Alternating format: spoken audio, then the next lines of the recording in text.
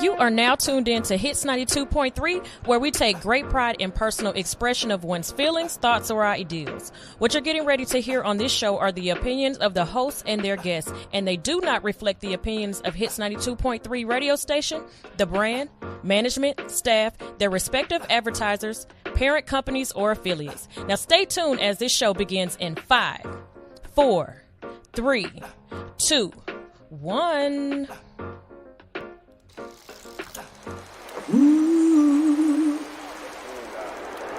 I command all the fathers from all time immortal to be upon us in this moment. I salute the Father in you, the Father in you, the Father in you, the Father in you, the Father in you, the Father in you, Father in you. We exalt the Holy Father in us so we can align with the Holy Mother, and we can continue the creation.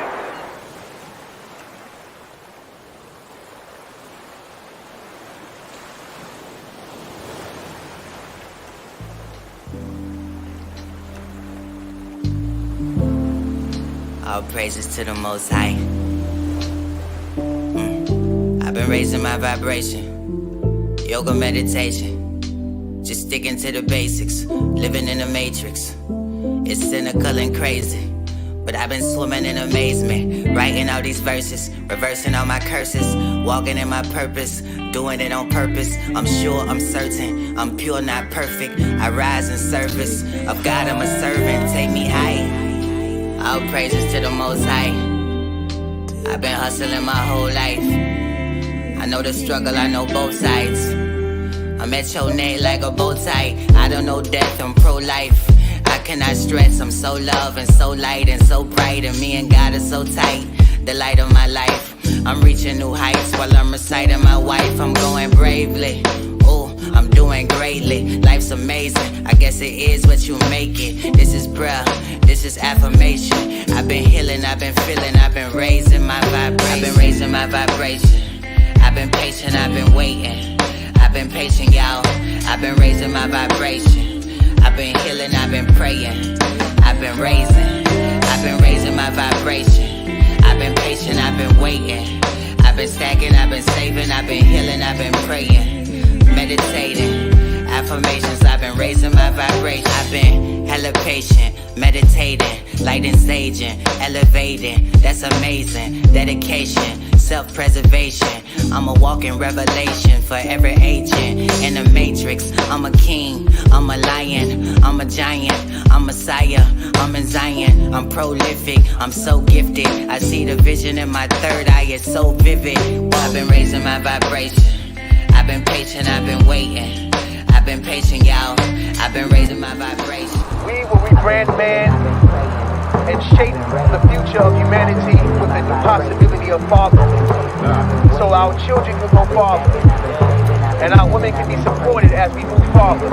I've been raising my vibration. Once neglected, now protected, most respected and reflected. Yeah, I've been raising my vibration, healing the hurt, doing the work, never revert. To whack vibes that came first. Peace in your mind, peace in your soul, peace in your home. Keeping it real enough to grow, that's how you'll know. You're raising your vibration, that's how you'll know. Yeah, you're raising your vibration. Transfiguration, out of stagnation. She remembered who she was, that's a daily affirmation. Don't be mistaken, you're still evolving and amazing. Rebirth and genesis, just like a chrysalis. Journey in grace, protecting your space. Trust your intuition. In the liminal space, your ancestors been waiting. Your higher self been praying day by day. Keep raising your vibration, yeah. I've been raising my vibration. I've been patient, I've been waiting. I've been patient, y'all. I've been raising my vibration. I've been healing, I've been praying. I've been raising my vibration. I've been patient, I've been waiting. I've been stacking, I've been saving, I've been healing, I've been praying, meditating, affirmations. I've been raising my vibration.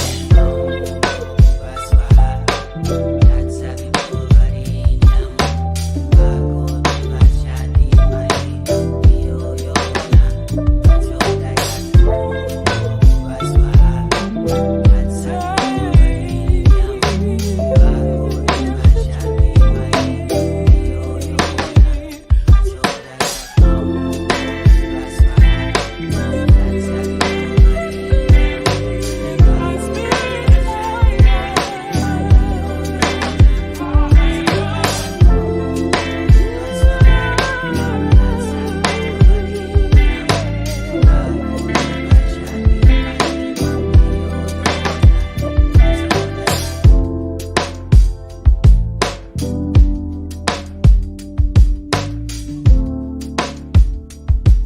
Lemonade provides the euphoric effects of recreational cannabis consumption without the health risks associated with smoke inhalation and hangover effects of alcohol consumption.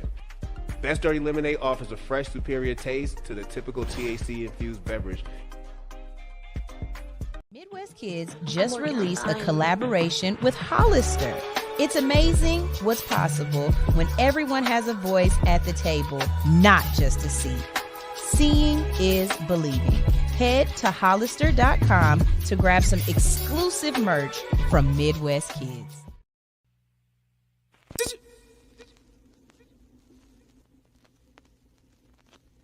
Welcome to Freedom Summer.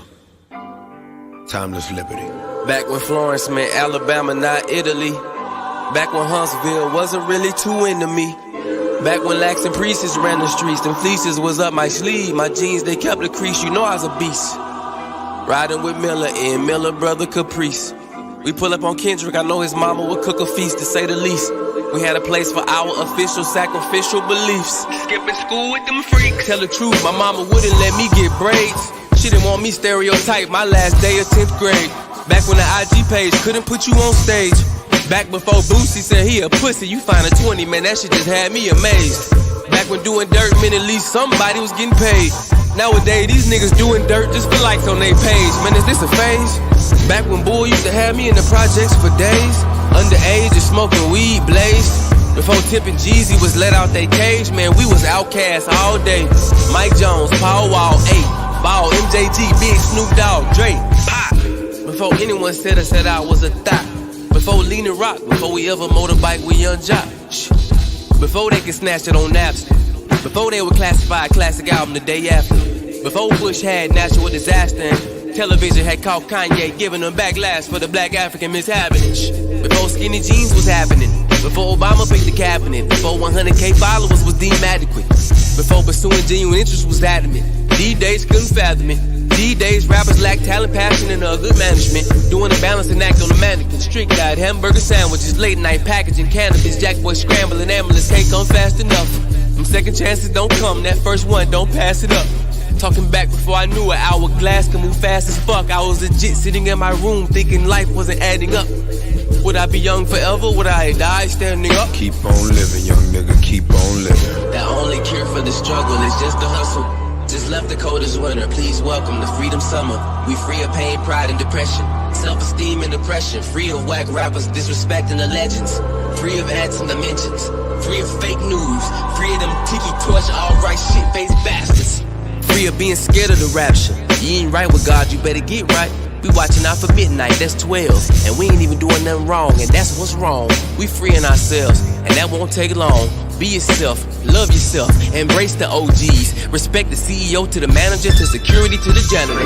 One love, easy. Freedom, freedom, freedom, freedom, freedom, freedom.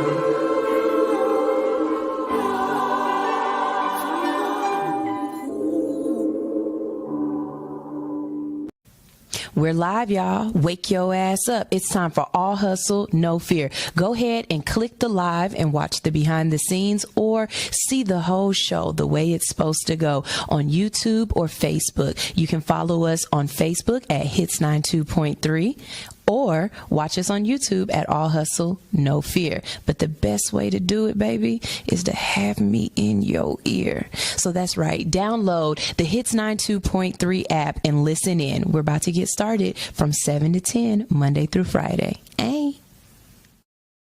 Good morning. Oh, you can't see me. Hold on. Wait.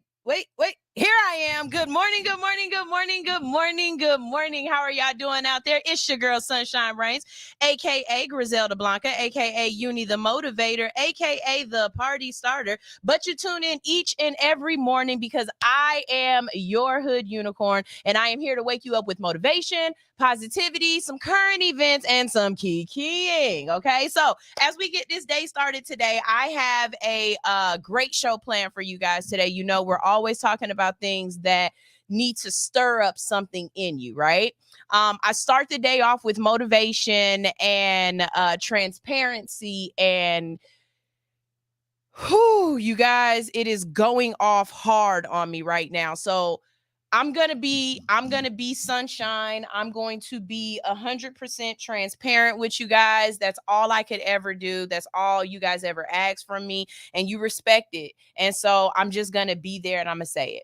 A couple of weeks I came on and I told you I had lost a friend suddenly. Well, on Monday I got a phone call and I lost my mentor suddenly. And when I say suddenly, I mean these are men that are under the age of 45 that just did not wake up again. I have no problem being honest with y'all and being real and just saying I am going through some things right now. You know what I mean? My mortality is really sitting on me. This feeling of I have something that God wants me to do, but I think I'm running out of time to be able to get it accomplished. I've told you guys a couple of times, my goal, what is in my heart, is to leave my footsteps, not in the sand, but in platinum and gold. I want years and years after I'm gone to still be remembered for the things that I did while I was here. And this show is part of it. The things that I do outside my life is part of it. But you know, mortality and just the feeling of giving, if you have a giving heart, a giving spirit, and it's something that you want to give, this weird feeling of I don't have it to give it to you yet is what I'm going through. This feeling of wanting to feel like I have what I'm supposed to have so that I can bestow it upon the world, or I need to hurry up and gather it up before I leave this world so that I can leave it to you, is what I'm going through. If you're out there and you're dealing with your mortality, if you're losing people that are close to you, because we all are, especially with COVID and, just all of the different things that are going around right now, we are losing people that we might not have expected to lose. I ask that you give yourself grace. You allow yourself to be sad, to enjoy the memories that you have, to not sit in it, but to move through it. And I know sometimes that's so much easier said than done, because I've only lost somebody like immediate family. I've only lost one immediate family member. And if I'm grieving for people that I've loved that weren't part of my family like this, I've got 7 brothers, you guys. I'm so afraid of losing the people that are around me. I am. So I have no problem being honest and just saying this is where I am right now. I'm living in my humanity. We talk about that a lot, to just be human, to allow yourself to be human. You can't always be happy. It's not always going to be green. There will be days where it's gray, where there's sadness. Oh, that's Chaz talking on my thing. We're going to have him coming up next. Where there's sadness. He's got such a refreshing voice. But I hope you guys, you move through those times. And if there's anybody out there, if you ever need to talk, if you ever need a shoulder, my DM is always open. Thank you for anybody who's ever listened to me on those days when I'm not all the way there, or I'm, having my little meltdowns or whatnot. I had a little light anxiety attack this morning. I'm not even gonna lie. And I wanted to do this interview today so bad, like so bad, that I said I can't sit in this. I've got to work through it. But I'm not gonna lie to y'all. I am in my emotions right now. And the conversation we're about to have is so it hits me so hard that if I cry, let's blame it on that. Okay. Let's not blame it on nothing else. Let's blame it on the conversation we're going to have. So, usually On Wednesdays, we talk about currency. We talk about just making things make sense. You don't say. But I wanted to allow my whole platform today to have this conversation with this, and I'm calling him young man, but when y'all see him, you can definitely tell he's a zaddy. Okay, he's got the nice looking gray. This is a great looking older man. Okay, but I'm calling him young man right now for what I'm calling him young man for. Anyways, okay, so here's my intro. So I be scrolling through TikTok, right? And I told y'all, you have to allow TikTok to filter. Okay. If you just listen to TikTok as it sends you TikTok information, all you gonna see on there is kids dancing and Karens. And you have to be really careful about that. Okay. I try to type in things to make sure it pulls up things that I'm excited about. I love science, so I type in Bill Nye often, and Bill Nye is funny. Okay, follow Bill Nye on TikTok. But I was looking for things for my show one day, and we pulled up the conversation about, again, please don't check me, boo, but it's either Utah or Iowa. It's somewhere up north where they were arguing on the Senate floor, I believe, about whether or not a 12-year-old should be married. And it was so egregious to me that I fell down this rabbit hole, because who the hell would have thought that in America we still would be having child brides or child grooms, right? And I fell down this rabbit hole. Ooh, y'all, sometimes when you fall down a rabbit hole, you get what you want and what you don't want. And I came across this man. I'm going to call him Mr. Chaz because I cannot pronounce his last name, but I'm going to let him pronounce it. I came across this man. He was so poised and his voice is just so calming.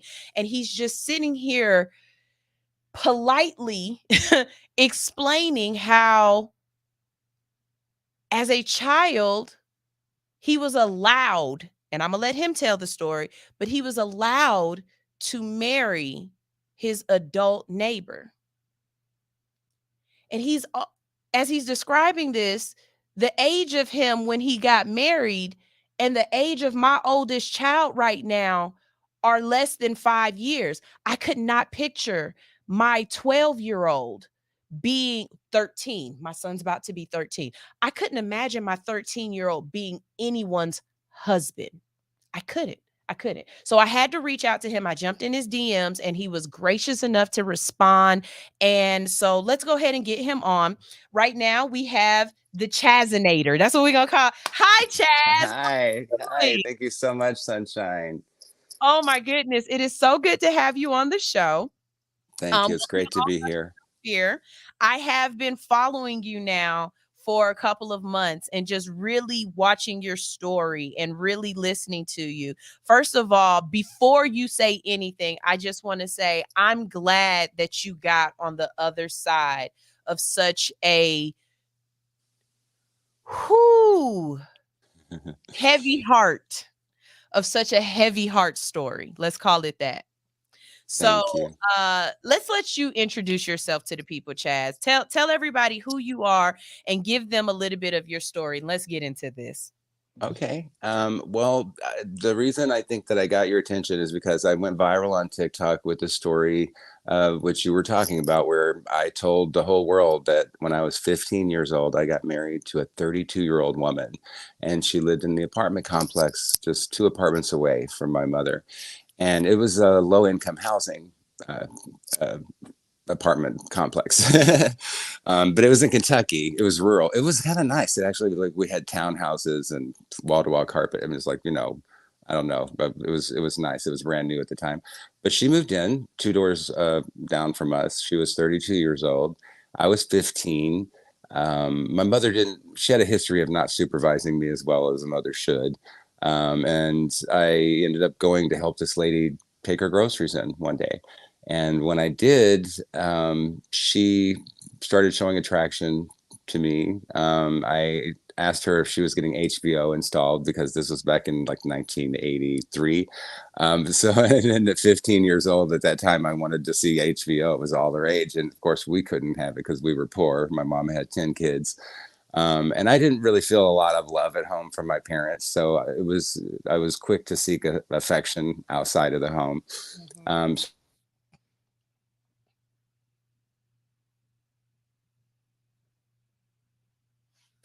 with cocktails and peanuts, and later molestation. We ended up having a lot of intimate encounters, and for like a couple of months before we dated for like 2 months. And my mom knew, my whole family knew, everybody in Hold on, town. wait. Okay, so it would. I think that's what made me watch your story a little bit more, is because some of the words that you use are very just, polite society. You know what I mean? Right. Like, Well, because TikTok censors me, and I'm not sure how, like, what your platforms are like, but like I'm oh no, getting. baby, we say what we gotta say. The Okay.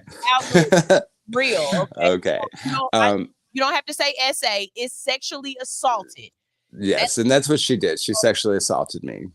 yes. Yeah. Um, you posted to someone one time, where they were saying, well, you asked your mother to do this. Your mother gave you permission.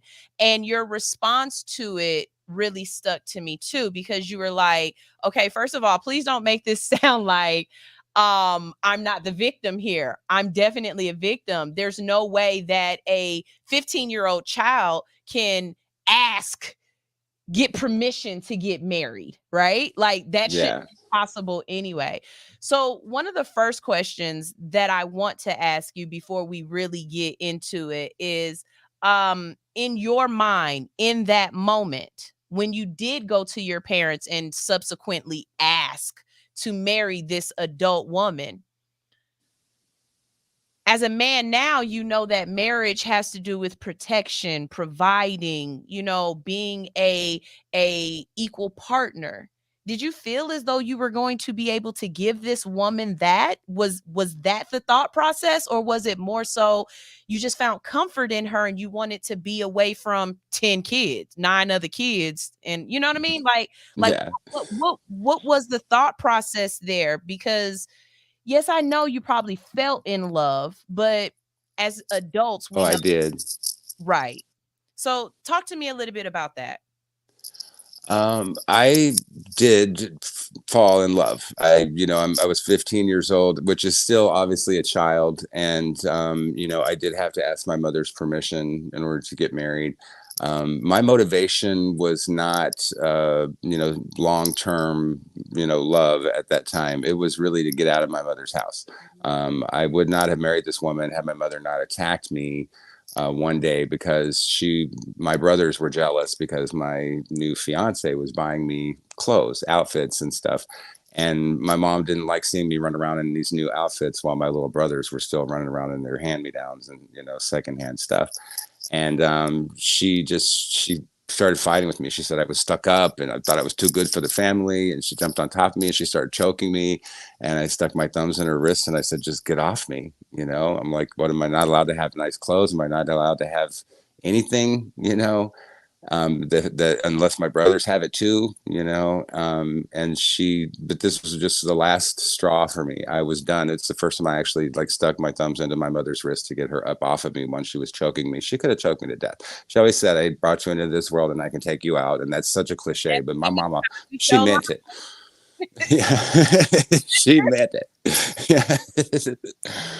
And I just, I was out of the frying pan and into the fire. Basically, this 32-year-old woman manipulated me. As a child, I was easily manipulated, and she knew that I was emotionally vulnerable because of the abuse that I experienced from my mother and from at least one of my siblings at that time was beating the crap out of me. Like he would just punch me in the back, and I just couldn't breathe. Where did you fall in line with the siblings? How like are you the I was number 8. oldest?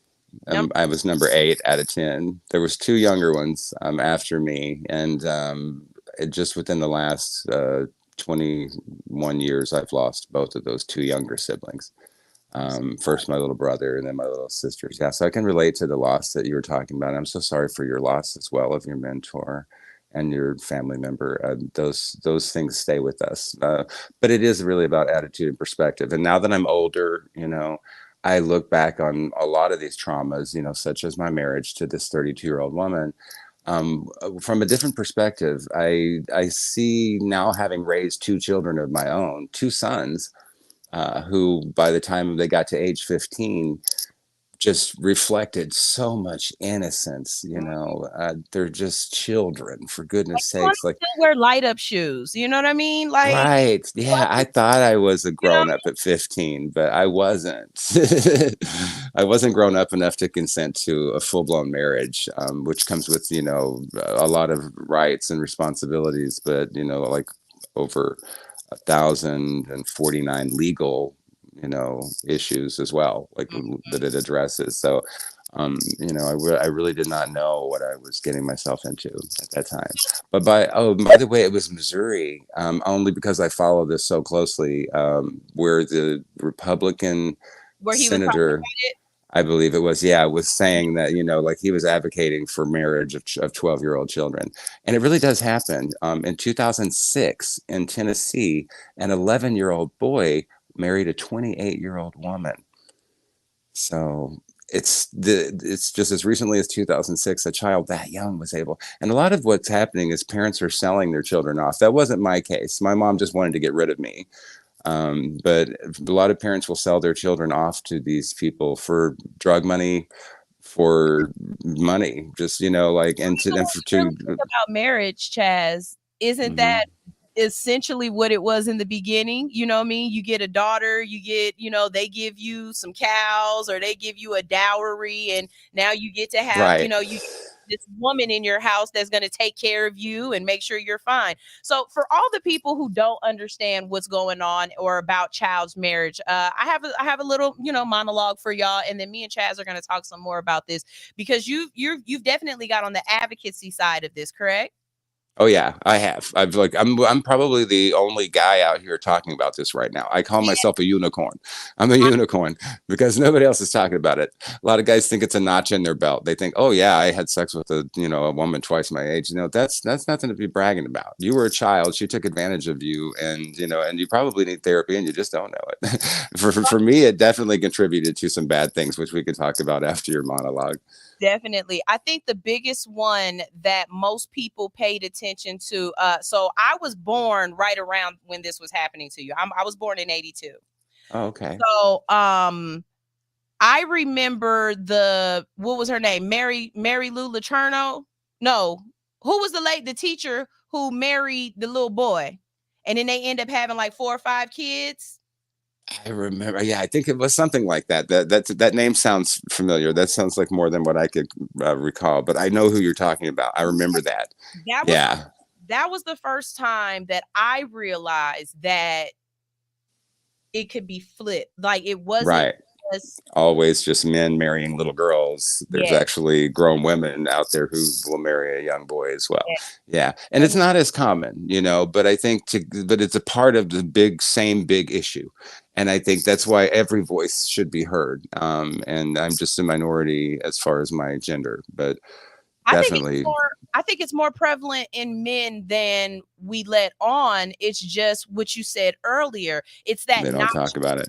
you know what I mean? I think a Yeah. lot more women, when we have those conversations with our boyfriends and we're getting to know them and we're asking questions like, well, how old are you the first time you had sex?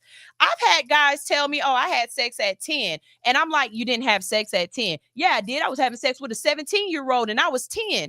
And, when you're thinking about it in the moment, you're like, you weren't having sex. But then as an adult, when you're thinking about it, you're like, what the fuck was wrong with her?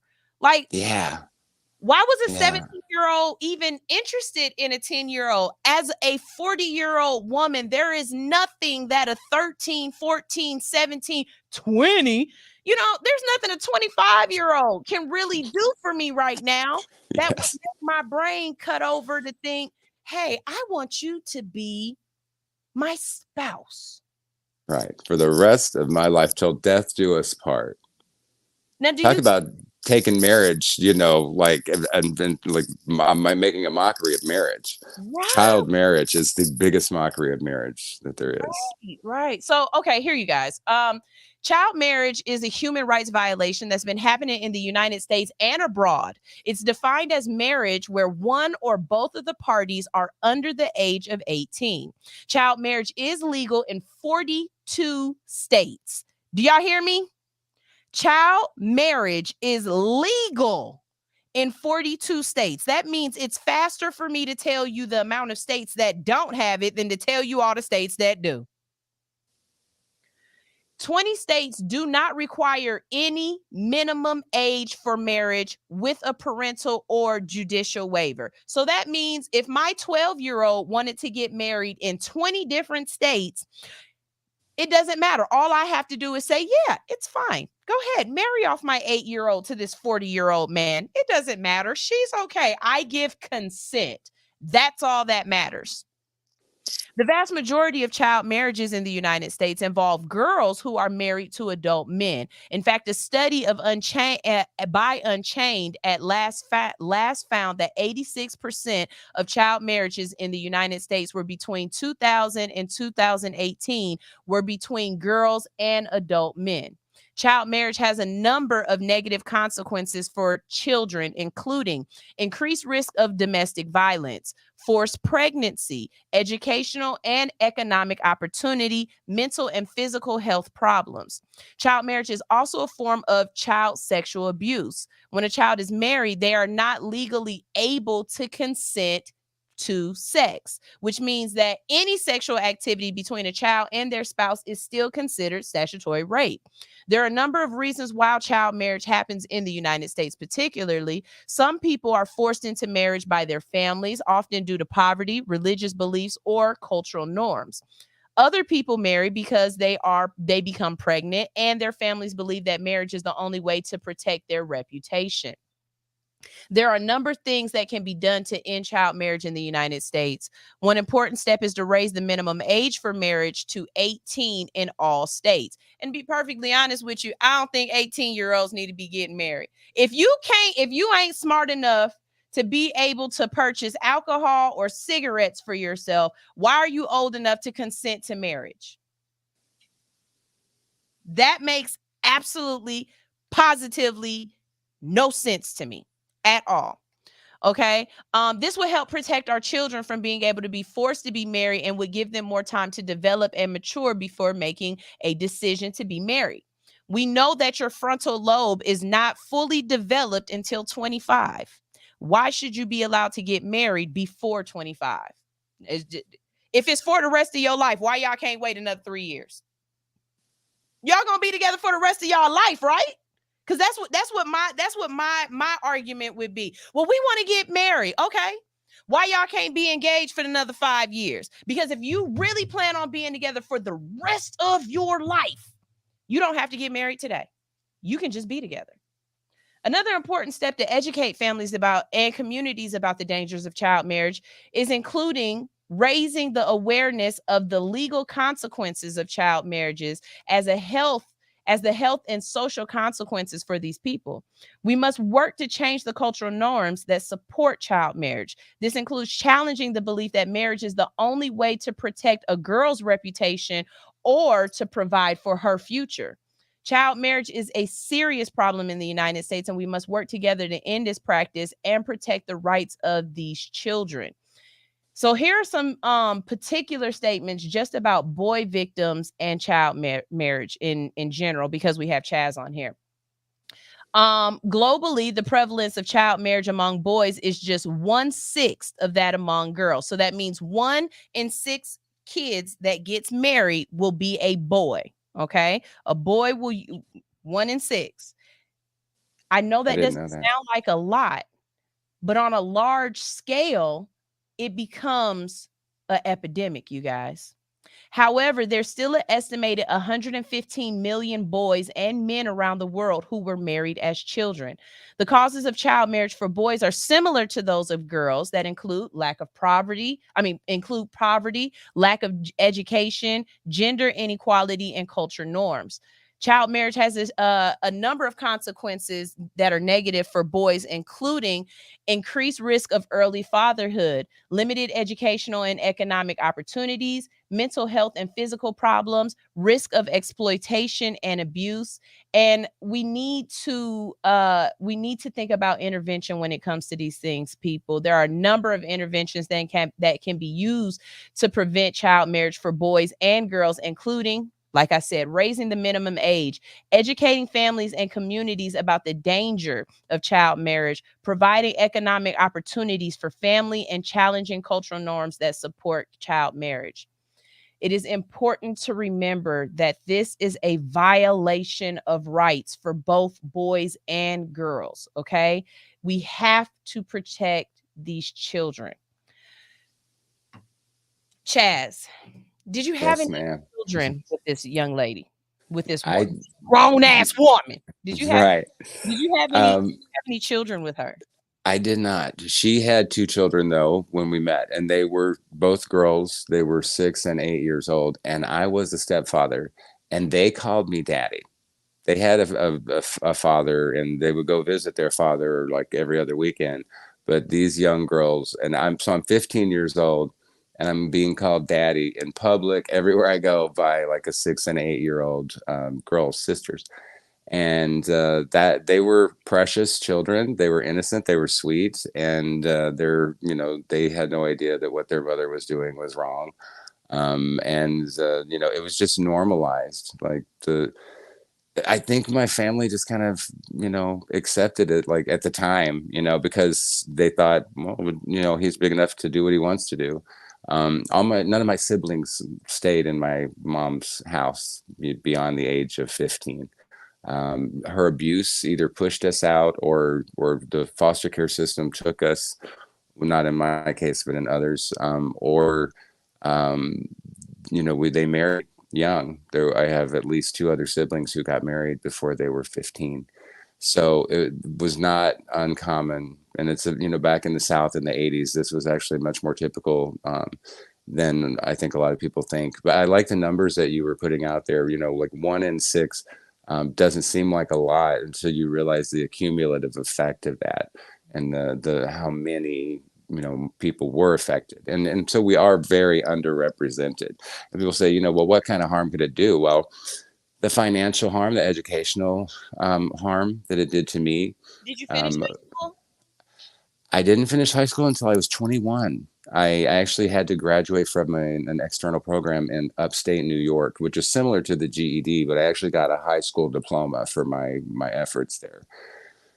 So I have my name on a diploma, but it took me all those years to do it. I had to make it a priority. It was, I wasn't going to be able to just finish out my even my freshman year when I was, because I had failed the 7th grade and I had to take it over again. And by the time that it was time for 9th grade, I was married, and they didn't even want to let me into the school. But I think they had to, but then I couldn't afford the books because of financially, I was working in tobacco, so I couldn't go to school. So I went and started working in tobacco to try to help to at least pay my own way, because my wife wasn't rich, my ex-wife.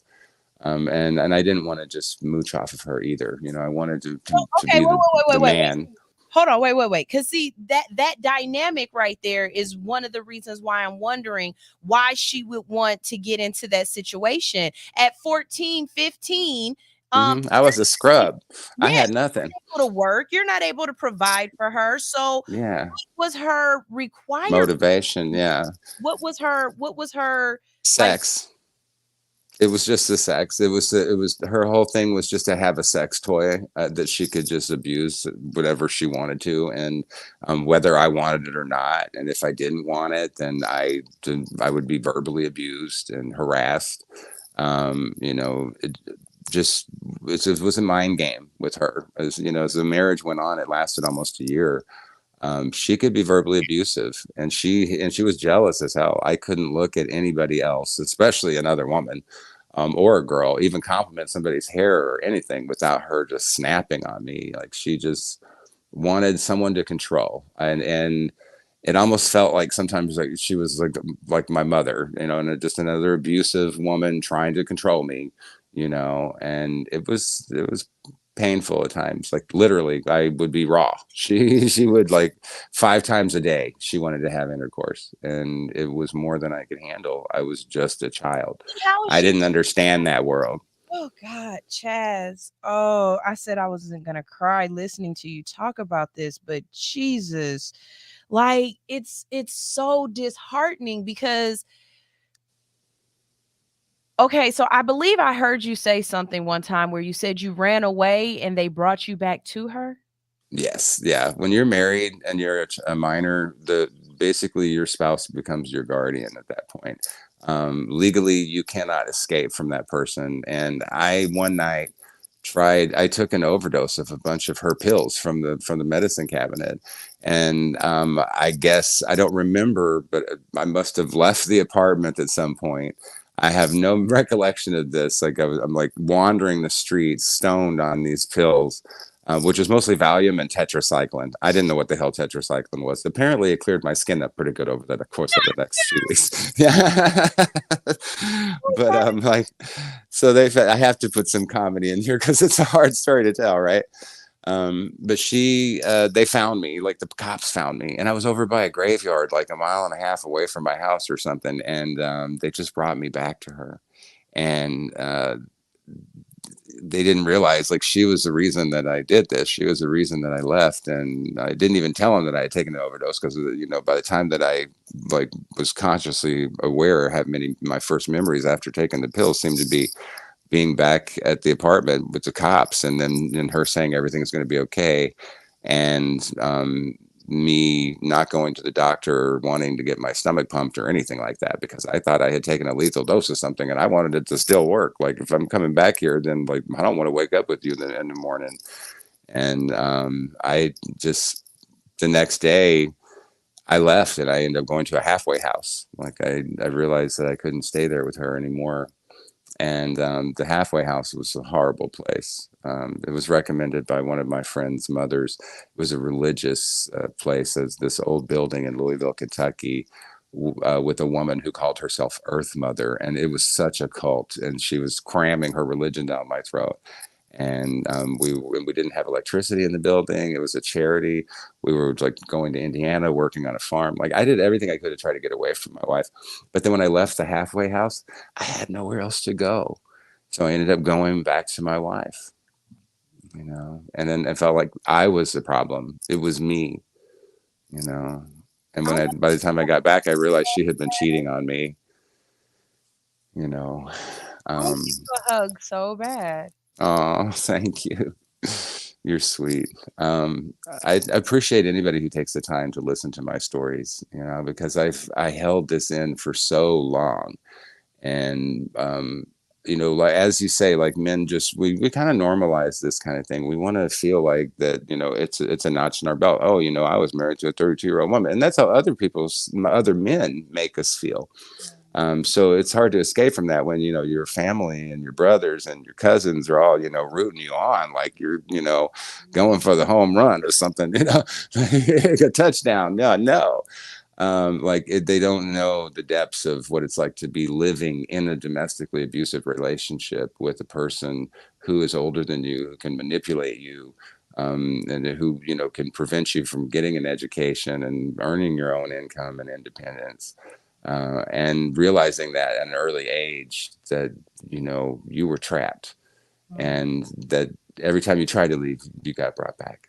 And so I have to go to a quick commercial break real quick, and I'm gonna play a quick song or whatnot and come back. But when I get back, I would like to know as you've been advocating for this, what are your thoughts about what we're doing here in the States compared to other countries? Do you think it's worse in other countries? Do you think how do you think we're handling this here in the United States? What we can do to move forward? I have some resources here to let people know how they can get in contact with different people if they need some advocacy. But I'm also very curious as to how you see the difference between boys and girls being married. If you feel as though there's a difference. difference within it. Because for me, I think the thing that stood out the most, like really, really stood out the most, was when like we were saying, the guy on the Senate floor, when he was like, well, I know somebody who was 12 who got married and they're still married. And in my mind, I'm thinking that's not necessarily that's a great thing. Like, when I hear of children getting married, my brain automatically thinks of indentured servitude. My mind automatically, like you said, sex slave. You know what I mean? Just, I don't understand how an adult who remembers being a child can say that, no, this is okay. No, there's nothing wrong with this. This makes sense. I don't get that. It's very color purplish, you know? It's very, you got to go over here and be with him because I can't take care of you no more. And just go over here and take care of this old man. It just, it's really, it sucks the air out of you. You know? It does. Yeah. So I'm going to go ahead and play this quick commercial break. We're going to make a little bit of change real quick because, you know, that's how we make money in radio. But we're going to be right back. If you are enjoying the conversation or if you have any questions for Chaz, please go ahead and drop them in the comment section and we'll go ahead and ask him some questions. You can also follow him on TikTok at Chaz O Nader, right? Chaz O Nader. That's right. Yeah. Chaz O Nader. Listen, if you need help with your succulents, I got a brown thumb. But Chaz got a lot of plants out there, and he's been doing some great things with some planting in some gardens and stuff. Okay, so his page is not just about advocacy for child marriage. He has a very well-rounded page. Okay, you guys. So please go follow him. Please go follow him. And thank you. Go ahead and go on a break real quick. But when we get back, we have more right here on All Hustle, No Fear. All right, y'all stay tuned. Stay tuned. In the Midwest, nothing is given, everything is earned. Hardworking blue-collar individuals sticking together. Shop WeMidwestKids.com. I'm from the west side, little nigga. Trill did it again. Bankhead to be exact. Yeah. West side, Bankhead, born home, gotta know the bricks with me. Young nigga run the city, and I got LO with me. Get the bag, fuck the bitch, push your phone wheels all through the city. We done came a long way from them dirty dishes. LO showed the whole city how to get it. Everything y'all did, best believe we done been did it. 10-toe, paint fold, Bankhead, name place to paint go. Born home, stand up for the king, shit gon' 3 L's up. Built, not bought, G-code, young low going, beast mode, still got a thing for free codes. Took his whole like repo, low ran the base like Nino. West side Al Pacino, niggas really wanna be low, but they could never really see low. Ain't I fresh as hell? Betcha put a head under this Gucci belt. I can show you something different, I can show you something real. She gon' know the difference, it won't be that hard to tell. I'm from the bridge. I was raised up in the trenches. I cover hard times with a hard life. I was raised up to get it. They know. Need to step aside and get with it. I'm still the king up in my city. Ain't no place out in these streets I can't go. They know.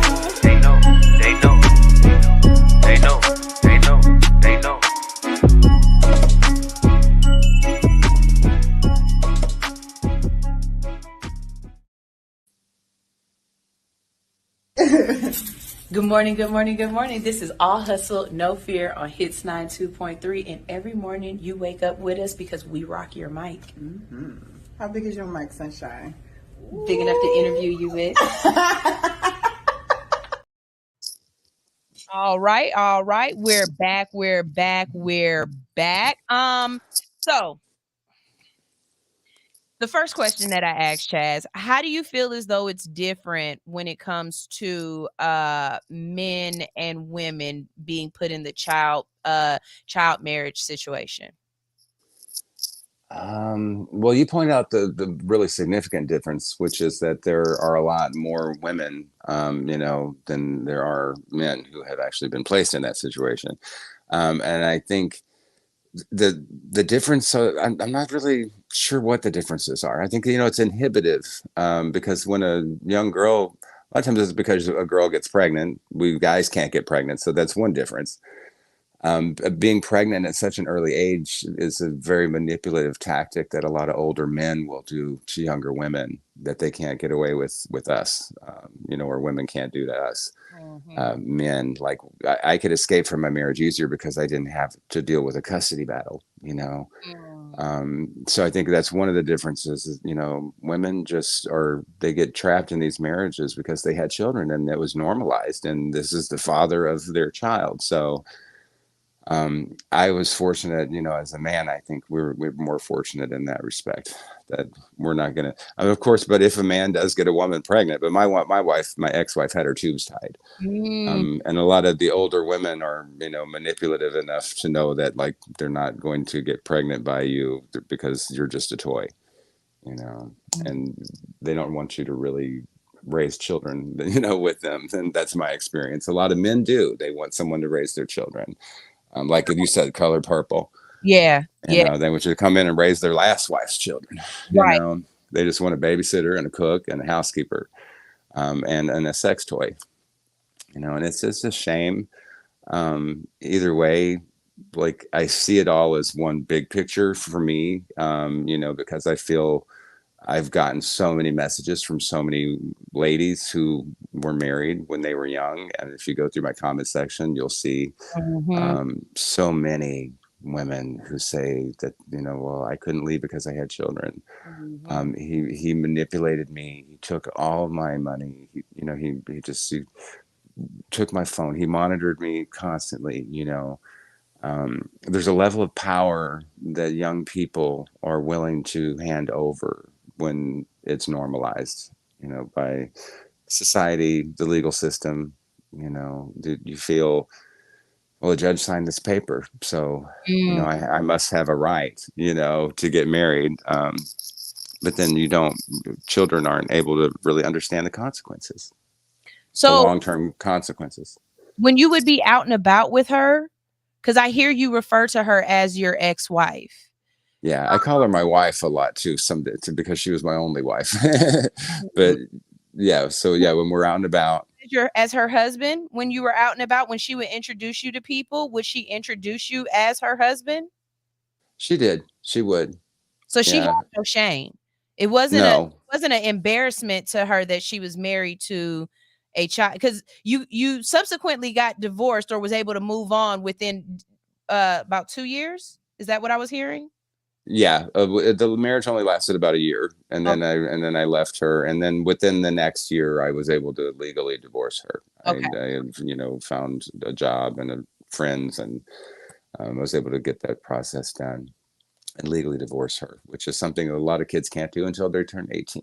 You have to be able to sign a contract. You have to have some really good legal advocates on your behalf, but being married at an early age before 18 actually emancipates you as an adult, but not completely. It doesn't come with all of the rights that adults have.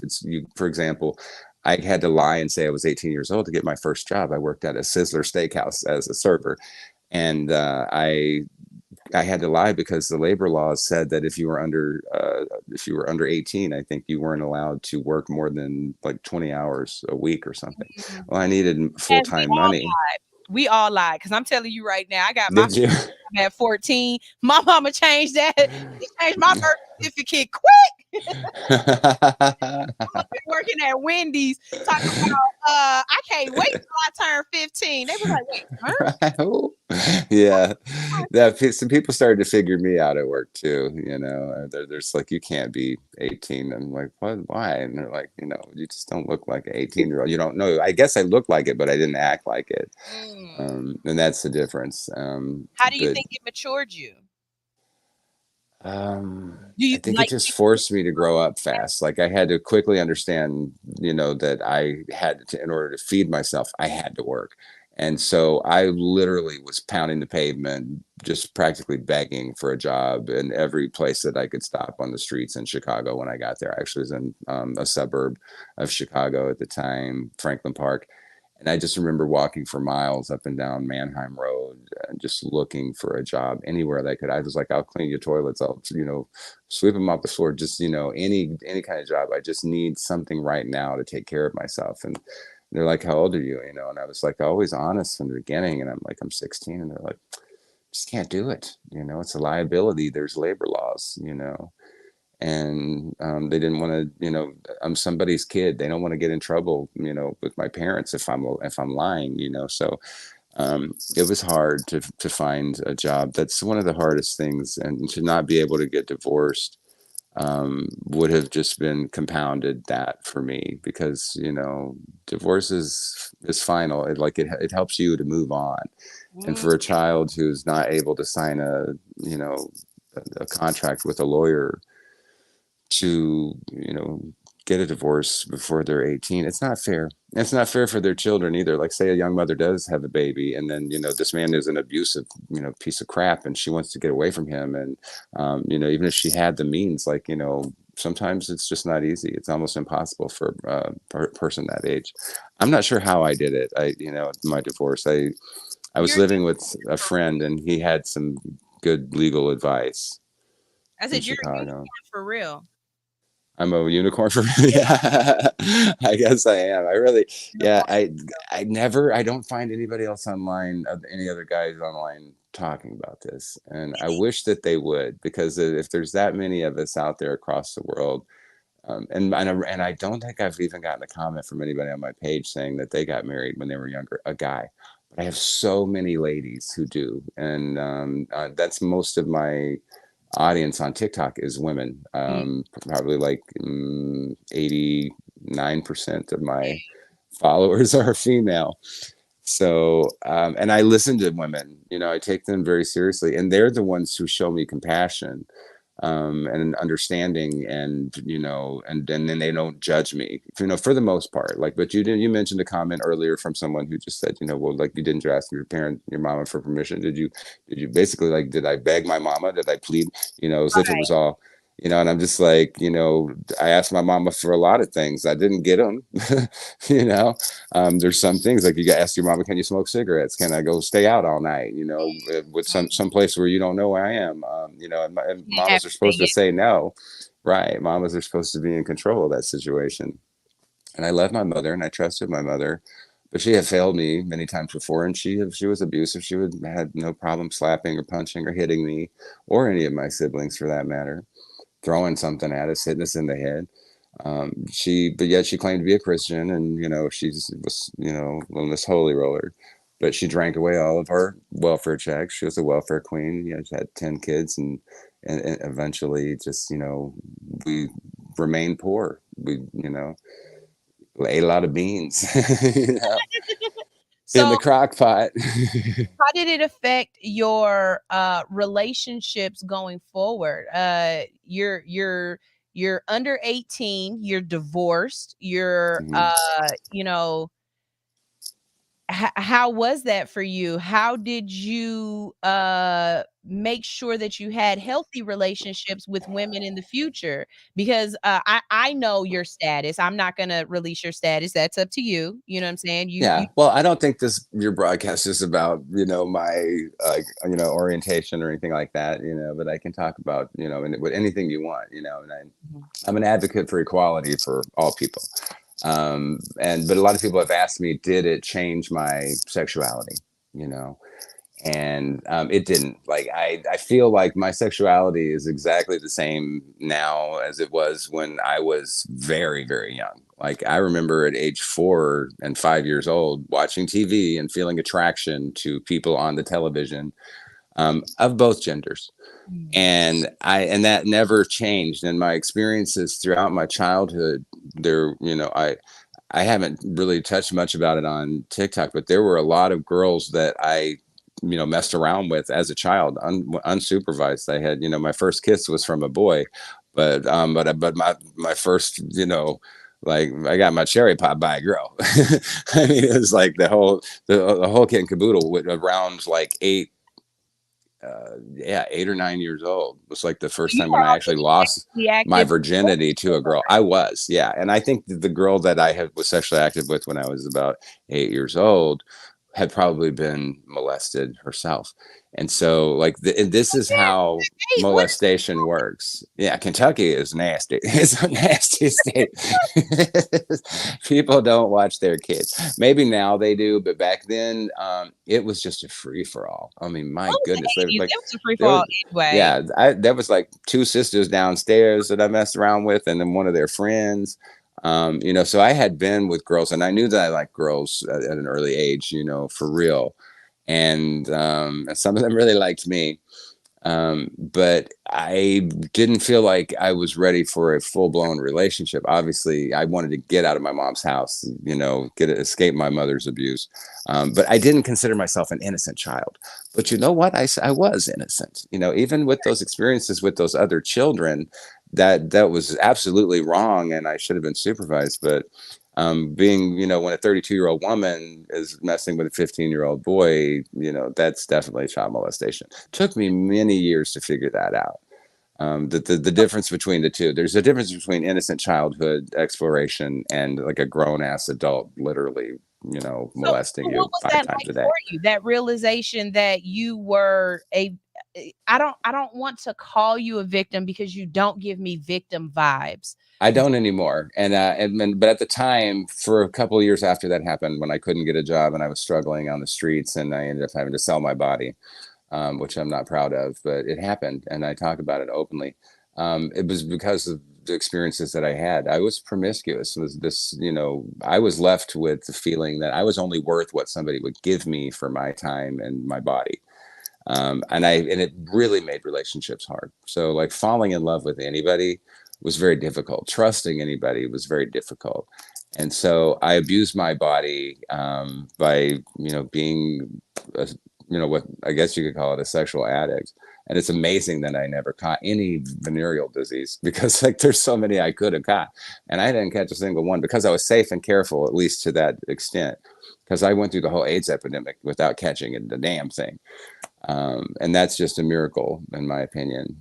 But I am a survivor. And I think that's, the difference between my perspective and somebody who might be going through it right now, or somebody who just hasn't fully processed the fact that this was abuse. I didn't, have had epiphanies over the last couple of years, especially and even going on to TikTok, telling my story, and the responses I was getting, they triggered moments of relief inside of my mind where I realized this was not my fault. I was not fully responsible for what happened to me. In fact, I'm not responsible at all. I was failed by my mother, failed by my wife, failed by the judge who signed the papers, and failed by anyone in my community and my family who normalized this and made it seem like it was okay, because it wasn't. Now, if we were to change the times, because of course in the 80s men couldn't get married to men, right? Do you think Right. do you think if it was now and that situation was a young boy child and a older man, that somebody would have intervened on your behalf? Or do you think they still would have allowed you to get married? And I know that somebody out there is saying, well, that's not a big difference. But in a way it is, because like we said earlier, with it being a woman, it was almost like an accomplishment for you, right? Or at least Yeah. to your older men around you, they were bigging you up because here you are with this older woman, right? But if it would have been an older man trying to be with you as a younger child, do you think it would have been a different response? Do you think you would have, Oh yeah. I hate to say, do you think somebody would have saved you differently? Mm-hmm. I got cold on my hoodie. Keep talking. Go ahead.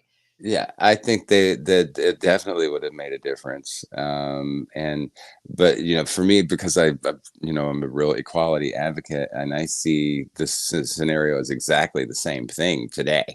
No matter, regardless of society's reaction, if I had been marrying a 32-year-old man at age 15, would have been correct, and as correct as it should be, when a 32-year-old woman does it, which is, you know, these are two grown ass people who are trying to manipulate a child. And, you know, the only thing is, you know, people would say that, you know, it's grooming, you're grooming. And it was exactly the same kind of grooming, whether it's a female or a male, but society itself would have definitely put a stop to that. And that's why I don't think you're going to find, and, you know, doing my research, I can't find numbers of people. I'm sure there has to be, though, like an older man somewhere, They don't you know, who's married a boy. because they don't speak up. You know what I mean? Yeah. You know, I don't think people really understood that a man could get raped until Law and Order SVU. I know that Yeah. sounds real crazy, but I think a big part of society learned a lot about SA culture because of Law and Order. And I remember the episode that let me know that men could get raped. And it was an episode where the guy he was absolutely positively upset, and he was like, I did not want to get I want to use the correct terms. Basically he said he didn't want to get hard, but she was messing with him and it happened, and then she mounted him and he didn't want to do anything. And his thing was, if I was to say no, they would have called me gay. Or if I would have turned it down or whatever, there would have been so much backlash. So I just let it happen. And of course, you know, there's Mariska Hargitay, and she's like, no, that's called rape, sir. If you didn't want to do it, it don't matter what happened to your genitals. You didn't want to do it. She should have respected that. And I think until we have more conversations like this, where more people understand that what happened to them, I think there are a lot of men out there who don't they're not going to say, oh, I was, you know, a victim, because they don't see that they were a victim. And as women, we have to be the advocates to be there for our men, to let them know, no, you went through something. And not just because we want them to acknowledge it and work through it or whatever, but because if they understand that, then they won't allow it to happen to their children. And what I mean by that is, if my son comes to me and tells me he's dating a 25-year-old woman or a 35-year-old woman, I'm shutting that shit down. Right. Now, if he came to my husband at 16, 17, 15 and said he was dating a 25-year-old woman, do I honestly know that my husband would shut it down? I don't know. And now, because of this show, I got to go home and have a conversation with my husband to make sure we're on the same page that no, that is wrong. And it's not that, oh, my son was 15 and he was knocking down 20, 30 and 40-year-old women. No, it's that your son is 15 and he has absolutely positively no business talking or being they don't have any business being interested in your son. And I know there's somebody out there. I know there's somebody out there right now as a man that is saying, well, it's not that big of a deal. I had sex at 14 with a 30-year-old, but it is. It's a very big deal, people. It's a very big deal. I know you're on the avocation side. I also posted, I didn't know this, but deep diving into you, of course, I ran across this. Chelsea Clinton is a very big advocate for reversal of child marriage and changing the laws. Yeah, I saw that too. Right. And I'm very proud of her for that. It's weird. I know we're around the same age, but I just feel like I watched her grow up throughout the presidency or whatever. Right. You kind of grew up together. Right. So, what different kind of programs, what kind of things can we do to be advocates to help out? What kind of things have you seen that are in the right direction? And, are there any politicians that are on your radar, or judges for that matter? Because when I say people, we have to vote. Here's yet another reason why we have to vote, because judges are voted in. The judge that signed the paper to allow Chaz to marry his wife was voted in by people. And that judge did that to other people as well. Chaz ain't the only one he signed off on. Right.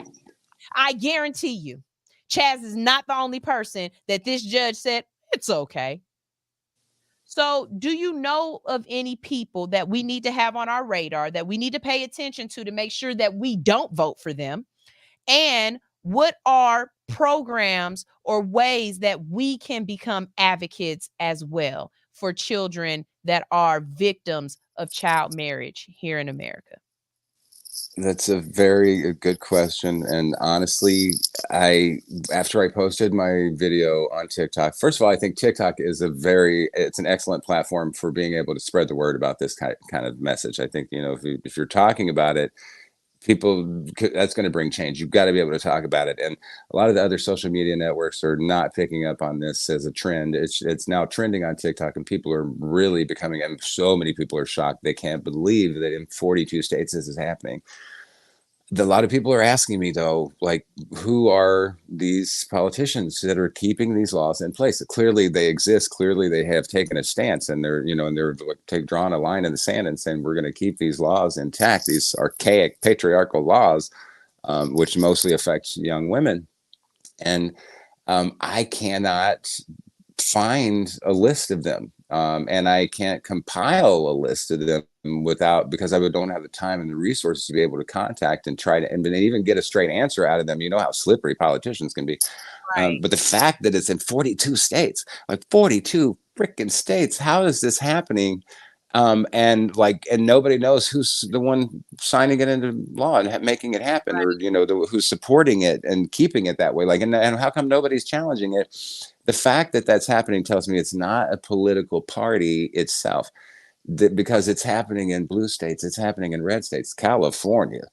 I remember a few years ago, there was this young 16-year-old girl who married a 40-something-year-old guy. And even Anderson Cooper was talking about it on CNN at the time. And it was this is not normal.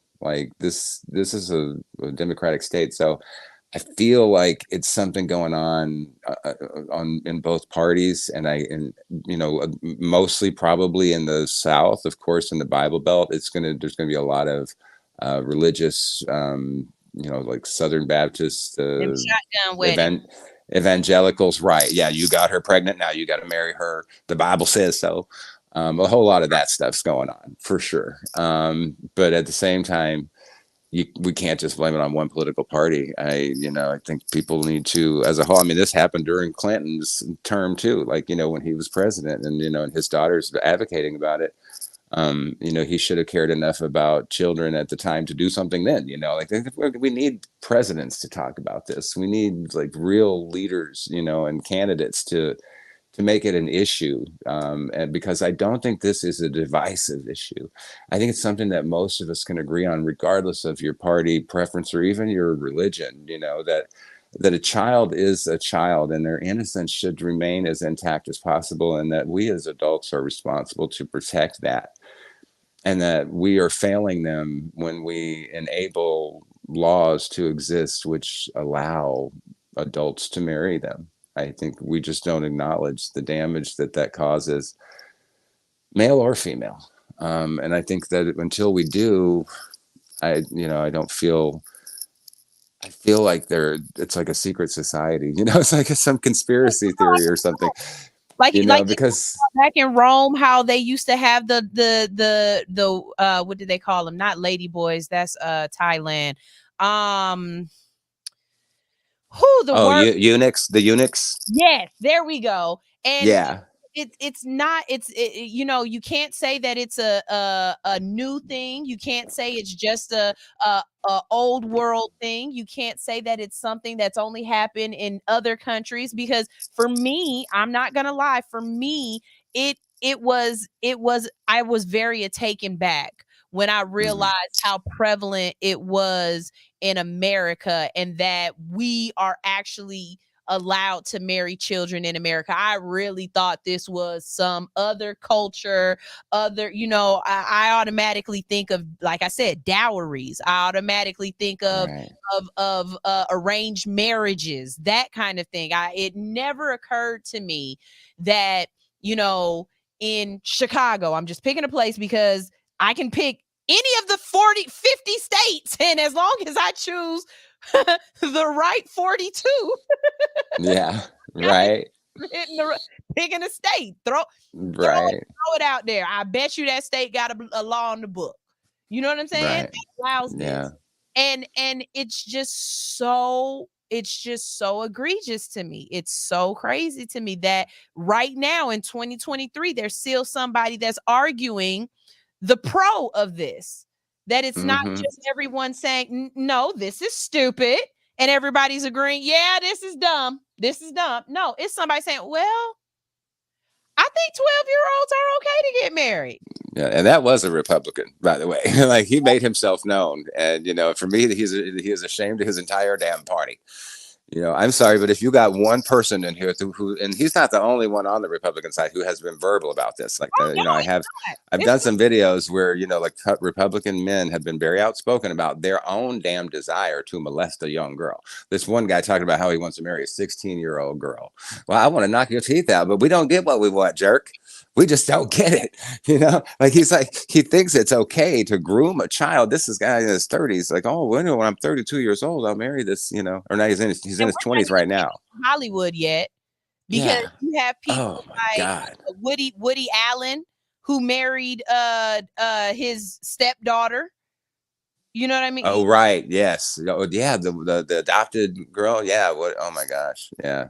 I've never watched a Woody Allen film since I heard that. Like, honestly, I'm just not, I know a lot of people love him, but sorry, my children loved the movie Ants, and his voice was in it. And I was like, I just want to go puke.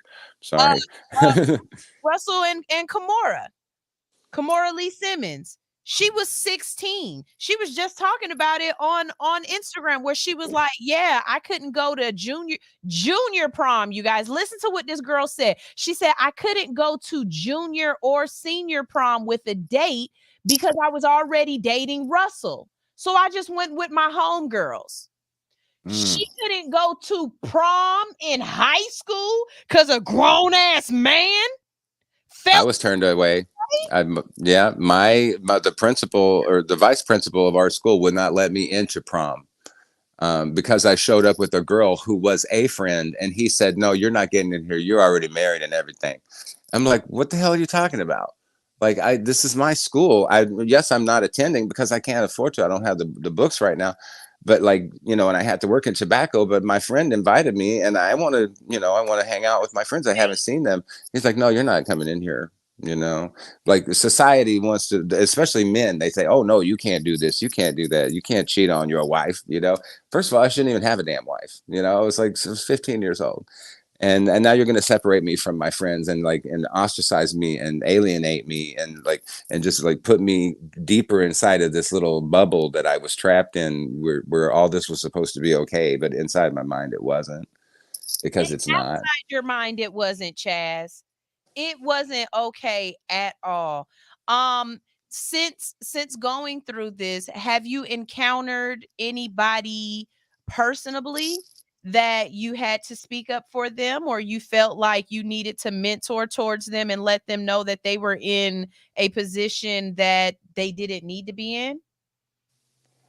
I felt like I should have said something to my younger sister, because my youngest sister, Chrissy, got married when she was 15, I think 14 or 15.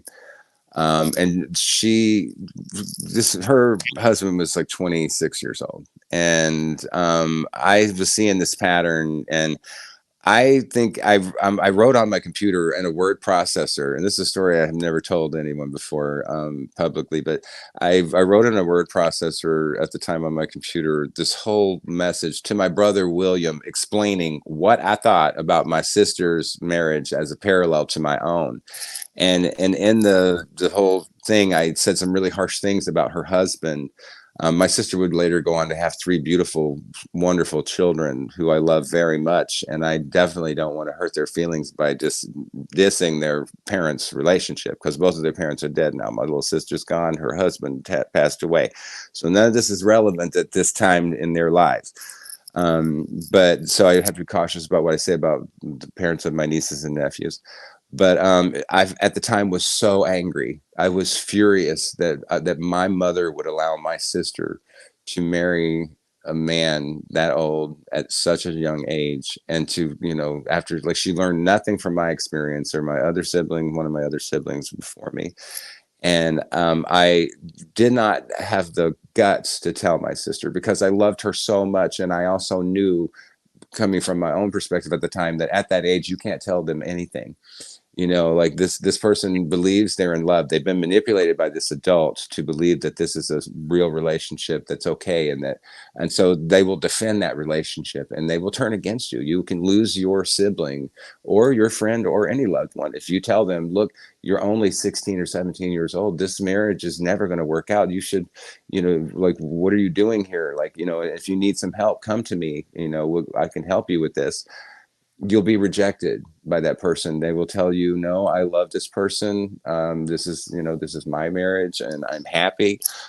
Because they don't know any different. They don't know any better. All we've known is, abuse. Many of us, that's why we, are so quick to get married at such an early age, because we want to escape from the abuse that we were in. But so many times we end up jumping right into a more abusive situation.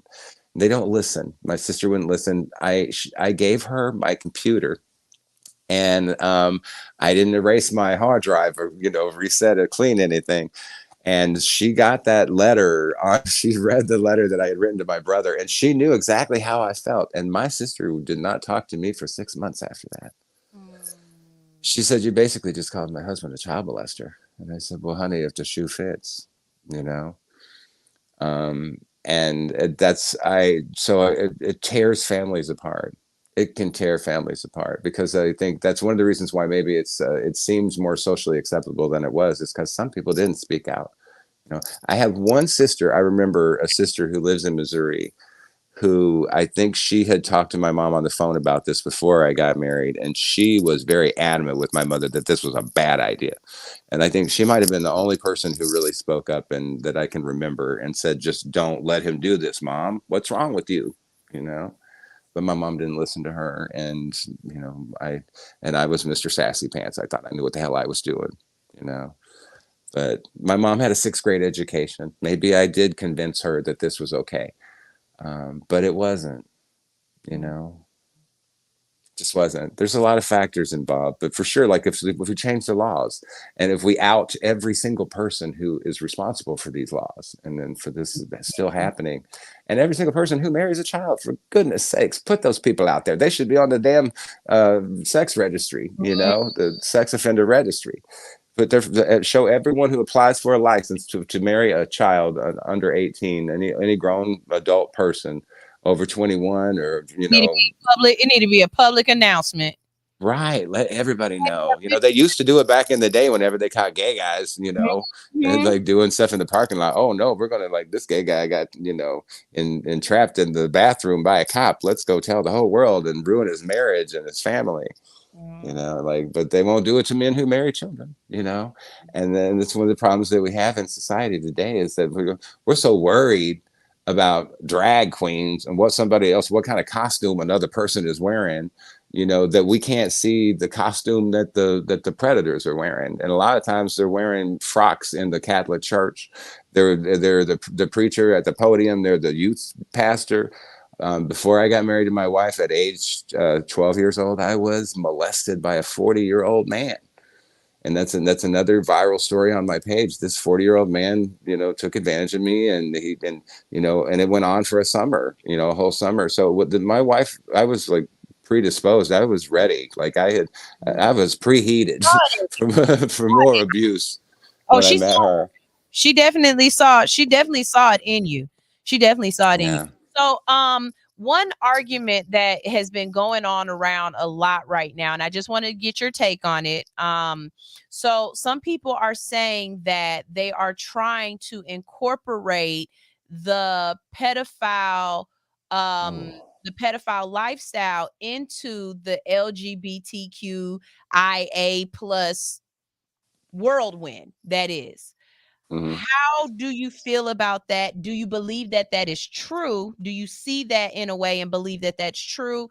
And how do you feel about that and what can we do? Because the worst thing that we can do is make people who feel as though child love is should be normalized and should be okay. So, what do you think of that?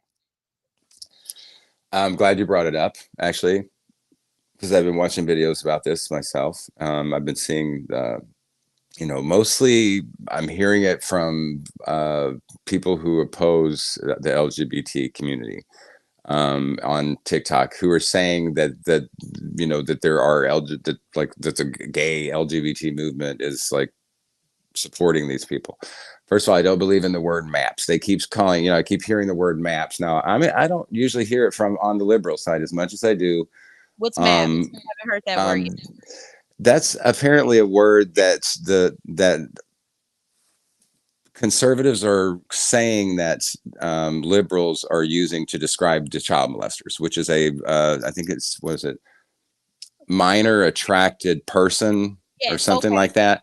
Okay. Yeah. So that is exactly what you're saying. That is that word or that abbreviation is a validation of child molestation. Anybody who uses that word to respect somebody who molests children or wants to molest children, somebody who is minor attracted, that person has a mental problem. That person doesn't belong in society. And I feel like I have my thumb on the pulse of the LGBTQIA movement simply because I am outspoken and I'm a part of the community.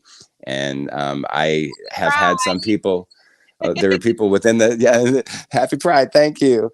And I recently went to Pride in Alabama with Mama Tot. Right. And it was an amazing experience. I hadn't done it in a while. But to be among people, who are just seeking equality and, to me, a lot of words that are being thrown around at the gay community. And a lot of these things are not true about the vast majority of LGBT people. We do not support child molesters.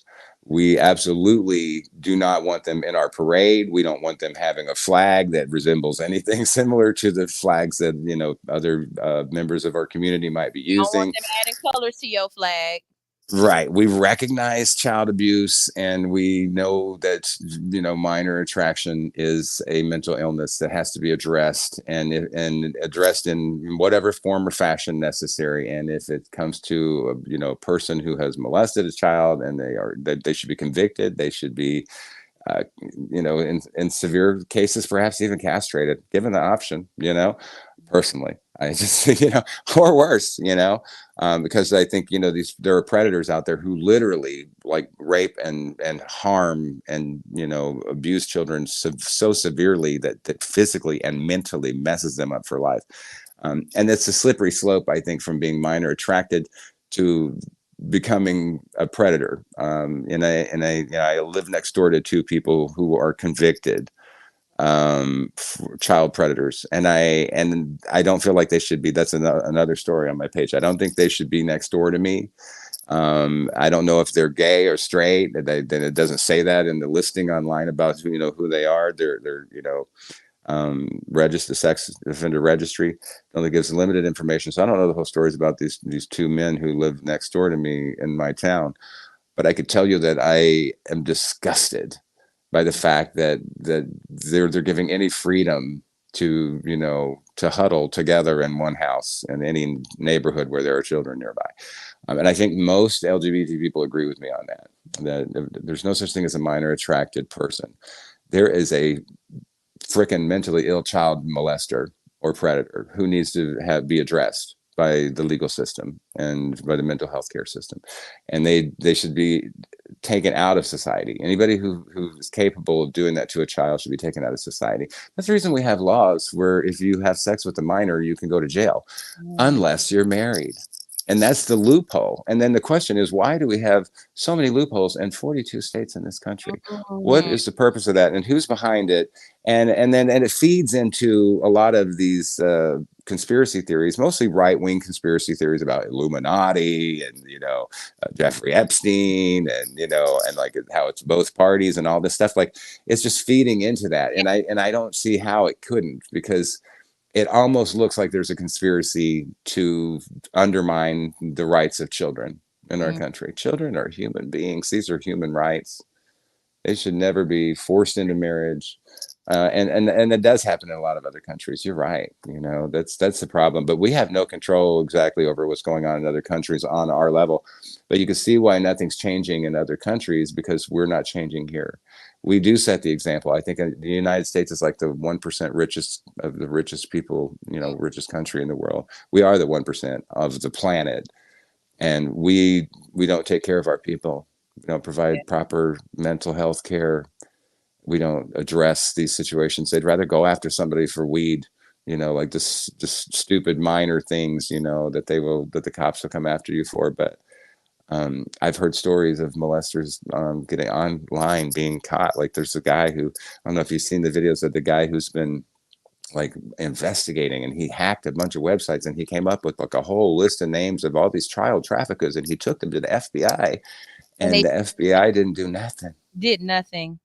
Mm-hmm. You know what TV show I miss? I miss that show where they To Catch a Predator, and you Oh yeah, you walk in the door, and he walk in, and he got beer, and so right, beer to a 15-year-old, and then mm-hmm. look on their face where they're trying to explain themselves, and it's like, no, you caught, you dirty, nasty ass man. Right, and they always try to lie. Well, I didn't know she was 15. Like, really? Because the text message right here shows that you were told that. Wait till I get out of school. And they still show up anyway, right? I know someone personally who went to school with Aaliyah. Like, she was a 12th grader and he was a 9th grader type deal, right? And he said there's no way in hell that these parents, the music industry, anybody did not know that R. Kelly was doing what he was doing with Aaliyah. He was like, R. Kelly used to come and pick Aaliyah up from school. The teachers saw R. Kelly picking up teenage girls from school, and nobody never questioned it. Yeah, that's just ridiculous. Like, how the hell? So much enabling that goes on. There really is. Yeah, R. Kelly is the perfect example of, and probably Michael Jackson too. A lot of enabling going on, and the same Jeffrey Epstein and so many of these other Hollywood people. Like, how the hell did they get away with this for so long? How did absolutely nobody grow a conscience and say something? Power and authority, the ability to change somebody's life comes with a lot of power. And like you said, when you're someone who doesn't see any other way out, and whatever your other situation that you're already in is a tumultuous situation, or it's a situation where you are unhappy, or you are unhealthy, or you are being attacked and assaulted, any kind of, here, I'll take you away from that, is a shining star of hope. You know what I mean? Mm-hmm. And I also blame this belief that, oh, my life is so horrible at home with my parents, but Prince Charming is going to come and he's going to rescue me and steal me away and take me to his castle and take care of me and I'll be fine. But they never show you what happened to Cinderella after them glass slippers came off. She ain't wearing them all day. Trust and believe, cleaning up that damn castle. The same right. Yeah. Happily ever after my butt. I do want to go here and give people some resources. Okay. So if you've been listening, and if in any kind of way you see yourself in this conversation and you need a way out, let me give you some additional resources that can be helpful for you. Okay. The first one I want to give you is UNICEF. Okay. That's UNICEF. Child marriage. The website is www.unicef.org. Okay. There's also Girls Not Brides, ending child marriage. That website is www.girlsnotbrides.org. Another one is Unchained at Last, ending child marriage in the United States. You can find them at unchainedatlast.org. Okay. You do not have to suffer in silence. You are not alone. This is not okay. It is not your fault. You do not have to feel like a victim. You can change your circumstances.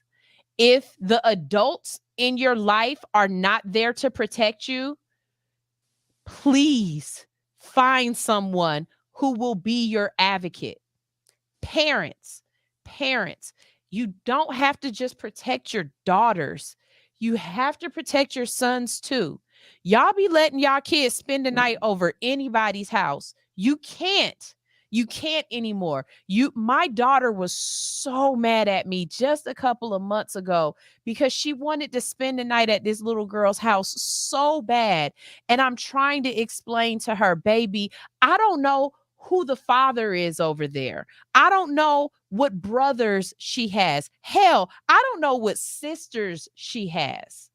I can't let you stay over there because I don't know what's going to happen to you while you're there. And I can't protect you. I can't protect you if you're not around me. Another thing that I say over and over and over again is you have to talk to your children. You have to give them a safe space. You have to allow them someone that they can go and unleash their issues on, whether it's you, a auntie, a uncle, a big brother, big sister, somebody. But y'all got to be y'all child's advocate because there are people out here that are telling your kids, you don't have to tell your mom. You don't have to tell your dad. This can be a secret between just you and me. There are no secrets. No adult should have a secret with a child. There's no reason for it. It makes absolutely no sense. None. And if you are a child, whether you're, first of all, please don't be watching my show at 15, 16, because this ain't the show for y'all. But if you are, because you're an adult up here, please know that if you are going through something like what Chaz just explained today, what Chaz survived, please reach out to any of us, anybody. I'm quite sure that Chaz would welcome you jumping in his DM and saying, I need help. You can jump in my DM. I swear I will provide whatever resources I can provide to you.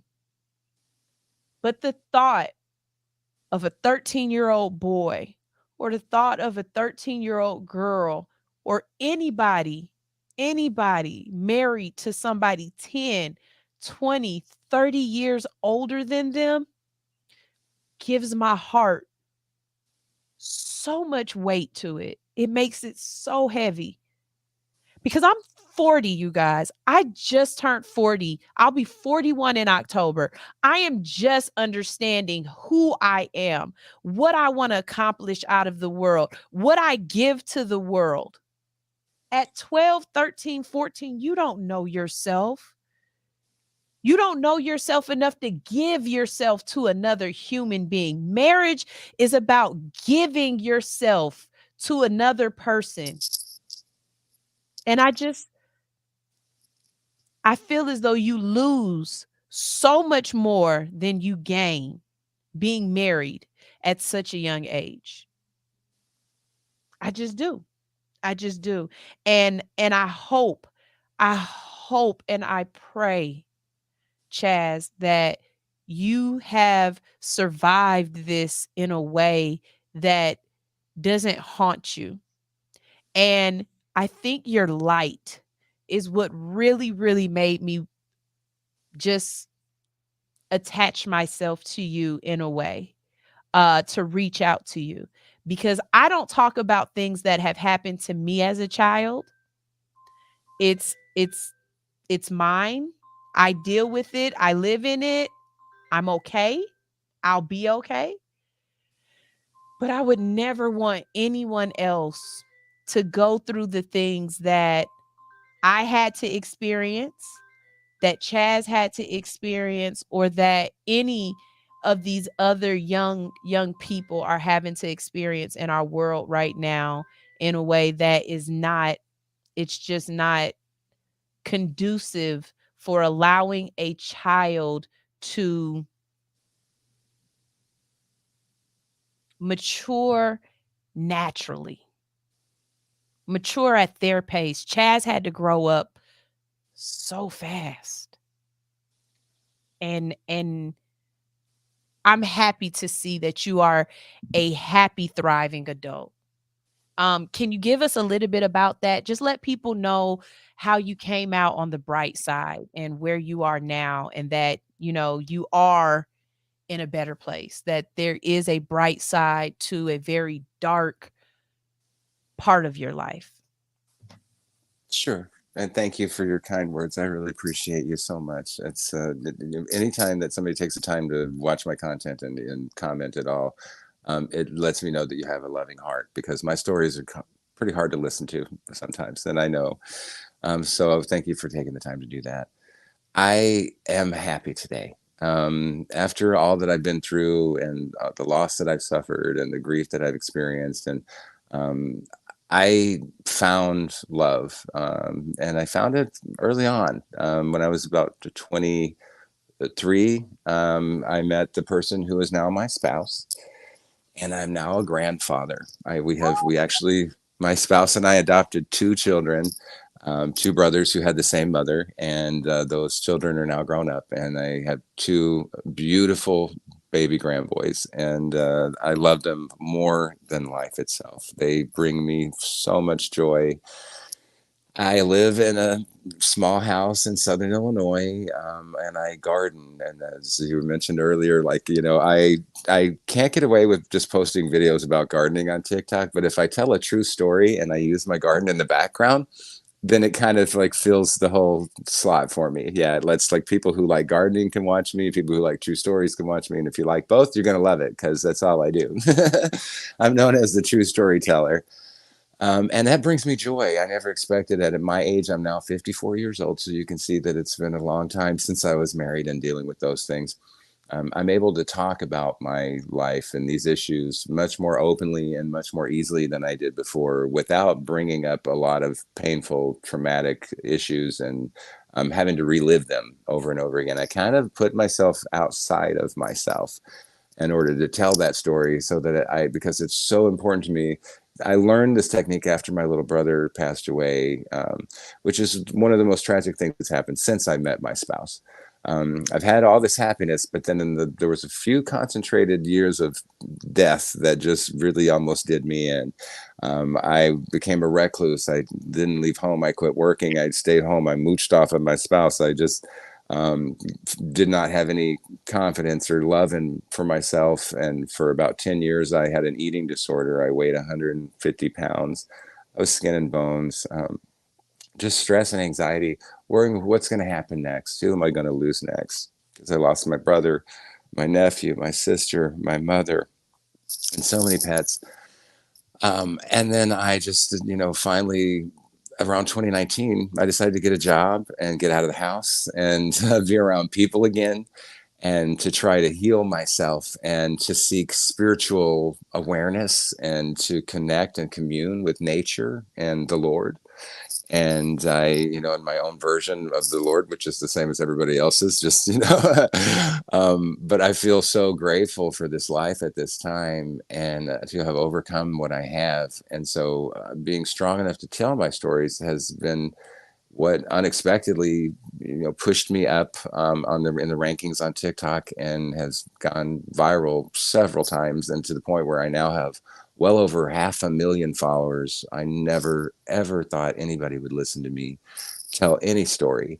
The love that I receive from people who take the time like you to watch my content and get to know me and to reach out to me like this makes it all worth it. It just makes me feel so good and so validated, and it just really validates my purpose in this life, which is to advocate for other people who've been through something similar to me. I think God doesn't put us through something and only to see us on the other side, standing there watching other people go through the same thing.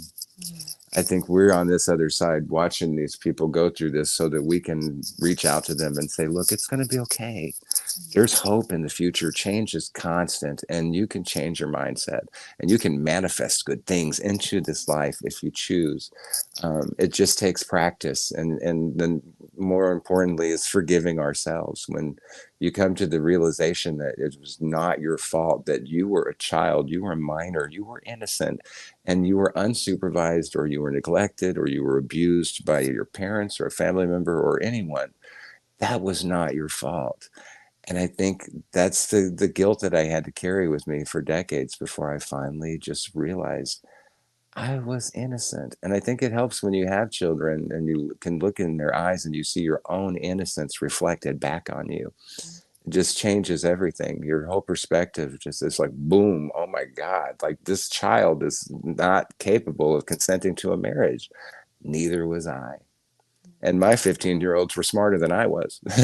They had better education. Like they had a lot more going for them because we really gave our children the world. But it affected my parenting. Like, like you said with your daughter, I don't let my children go anywhere. And I didn't. Now it's not my choice, obviously.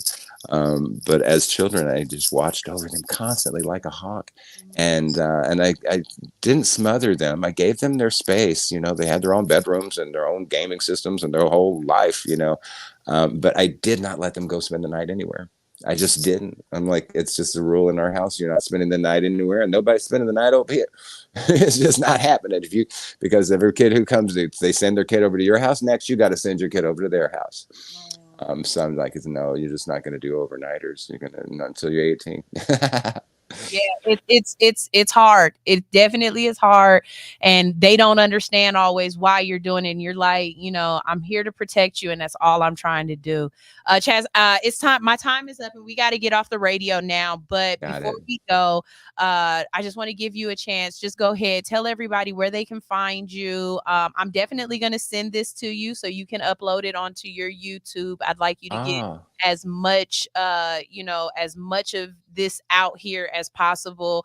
My platform is to educate and to have those conversations that we don't have, that we need to have. I call it barbershop. I call it CNN for the barbershop. We're definitely I love it. Yeah, we're gonna talk about some good conversations, some good news stuff, but we're definitely gonna converse about it, and we're going to make it real.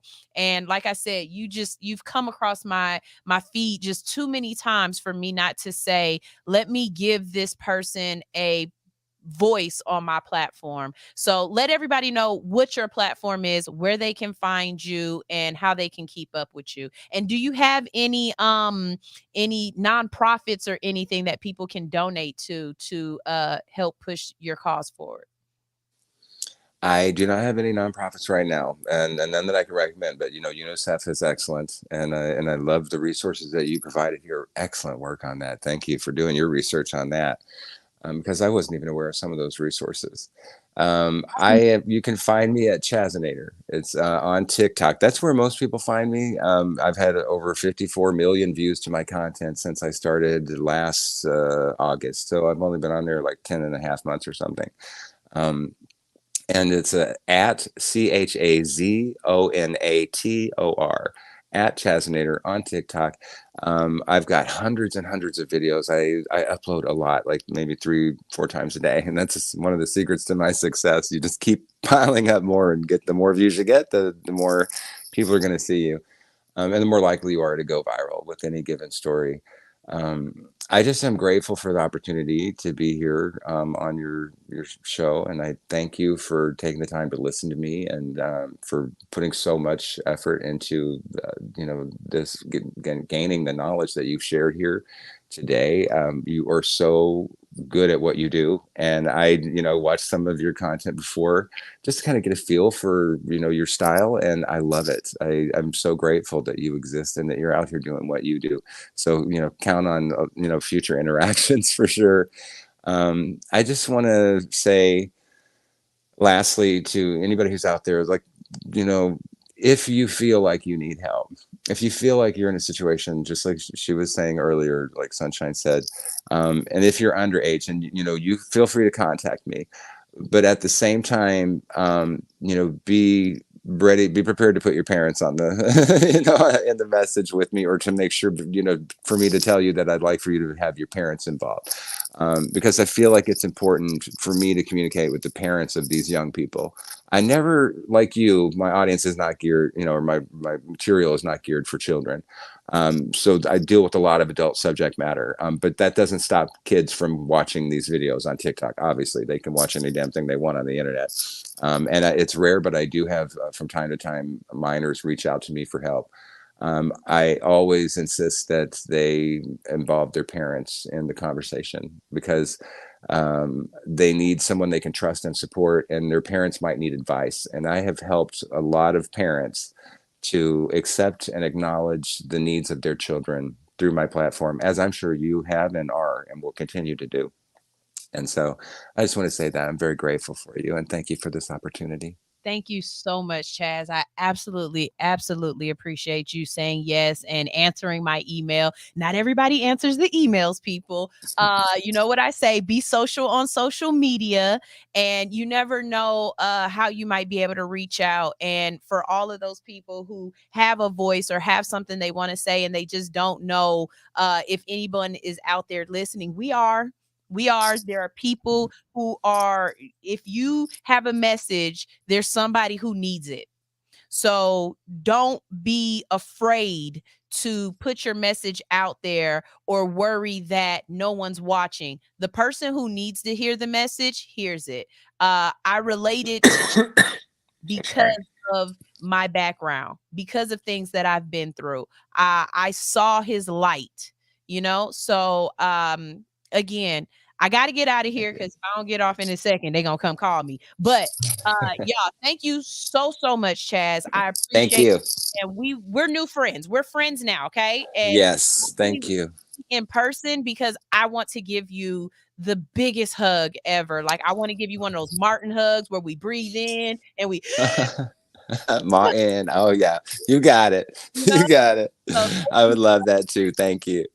thank you. Y'all, I know we got to get out of here. And like I said, this was a show that I really wanted to have. I really wanted to be able to provide somebody with the information that they needed. Like I said, I never know who I'm talking to, but I know somebody needed to hear the message. And again, thank you so much, Chaz. I would give y'all his Instagram, but he already told me he don't be on Instagram because Instagram be hating. And I get it, because they be hating on me all the time too.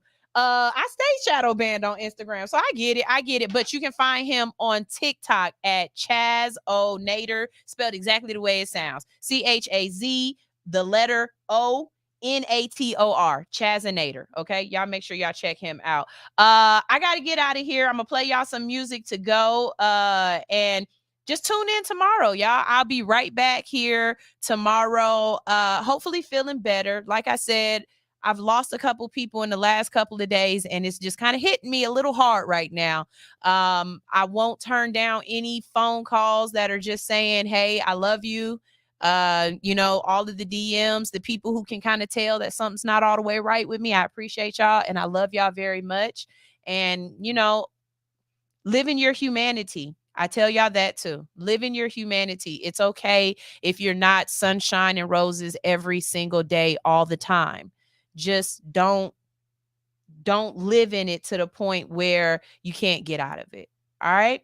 Y'all, I got to get out of here and I got to go. But All Hustle, No Fear will be back here tomorrow. And you can catch out all of the dope shows on our platform today. At 12, we have In the Middle. At 4, we have Unbox Top 10. Tonight at 7, we've got Pep Talk with Tay. The Lick Show is at 8. And at 9, we have Spank Me Positive. So y'all make sure y'all stay tuned. This is All Hustle, No Fear on Hits 92.3, the real definition of internet radio. Ew.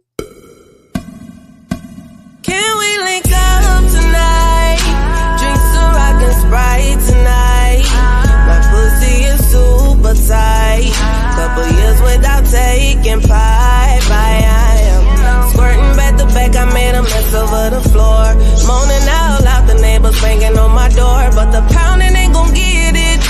You gotta put your tongue all up in it. Give me a better feeling, shy fucking your brain. You know you like it. Stop holding back, baby boy, don't try to fight it. Got a little insane, orgasm riot. I'm an Aries, baby daddy, you a Pisces. I'd rather make love than get a quickie.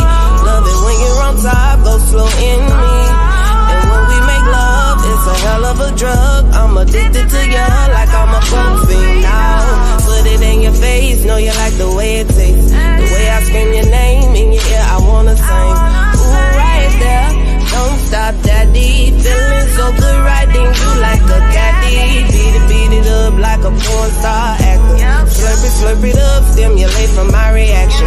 You know I like it rough, handcuffing me in action. So choke me up on your back, I do the scratches. On top of cars, up in these bushes. On these staircases, no fucks where we do it. Don't tell nobody what we do. I won't tell nobody what we do. Keep this between me and you. All of this between me and you. Let me fuck on you. LMFO. I just want to run my business and do ratchet shit with my friends. That's it.